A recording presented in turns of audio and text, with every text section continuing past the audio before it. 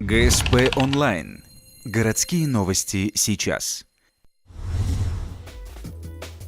Суббота, 11:00. Спортивный комплекс «Буревестник». Ежегодное первенство Республики Коми по баскетболу среди ветеранов. Играют спортсмены 40 лет и старше. Участвуют 4 команды – Ухта, Сосногорск, Коряжма и Сыктывкар. Игры проходят по круговой системе, то есть каждой сборной предстоит по 3 встречи. Первыми на паркет выходят Ухта и Коряжма. Противники давно знакомы. Они регулярно встречаются на различных соревнованиях. Минимум дважды в год.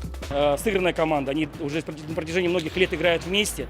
Вот. Очень попадущие, хотя на возраст уже не в том возрасте, но они все забивают, все, что у них все летит.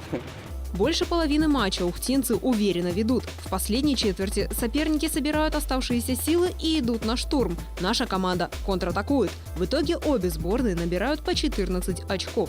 Пока раскачивались, пока надо завестись, пока в игру вошли. То есть команде потребовалось время, вот разыгрались только в последней четверти. Противостояние заканчивается со счетом 64-45. Победу одерживают ухтинцы. Наши спортсмены – фавориты, однако им предстоит непростая игра с Сыктывкаром.